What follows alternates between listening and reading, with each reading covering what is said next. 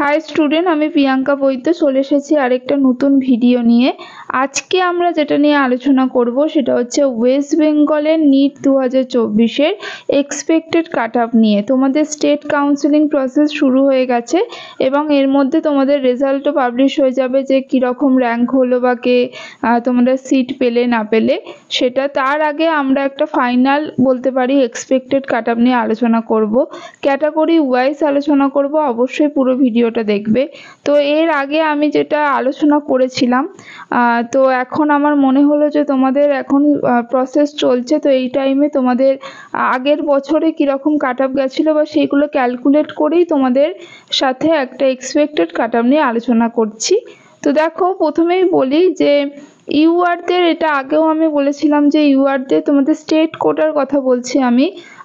ইউআরদের যেটা যেতে পারে সম্ভাবনা আছে তোমাদের 630 থেকে 34-এর মধ্যে। আমার মনে হয় যে 632, 33 এরকম এর মধ্যে তোমাদের কাট অফটা যেতে পারে, মানে 630 থেকে 34-এর মধ্যে তোমাদের কাট অফটা থাকবে আশা করছি। ওবিসি এ হচ্ছে 630 থেকে 34-এর মধ্যে থাকতে পারে, এক্সপেক্টেড কাট অফ বলছি। আচ্ছা, ওবিসি বি হচ্ছে 620 থেকে 625-এর মধ্যে কিন্তু তোমাদের কাট অফটা থাকতে পারে, ঠিক আছে। তো এটা ক্যালকুলেট করেই বলছি কতটা কি বাড়তে পারে, তোমরা মোটামুটি একটা আন্দাজ করতে পারছো যে অনেকটাই বাড়বে। তো এর আশেপাশে তোমাদের কাট অফটা কিন্তু থাকার কথা, ঠিক আছে।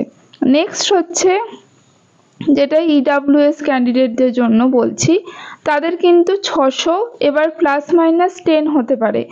ইডাব্লিউএসে আমি প্রত্যেকবারেই বলি যে কতজন ক্যান্ডিডেট অ্যাপিয়ার করেছে তার উপর অনেকটা ডিপেন্ড করে, ঠিক আছে। তো যদি খুব কম হয় তাহলে কিন্তু ওই 600-10 ধরতে পারো, আর যদি বেশি হয় 600+10 ধরতে পারো। তো এই রেঞ্জটার মধ্যে ইডাব্লিউএসের কাট অফটা যেতে পারে, সম্ভাবনা আছে।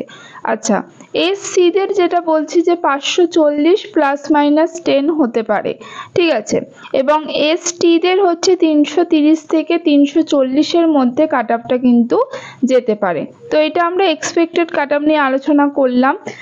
যদি তোমরা বলো যে college wise expected cut off নিয়ে আলোচনা করতে, সেটাও আমি করে দেবো। তো অবশ্যই কমেন্টে জানাবে। আজকের মতো টাটা।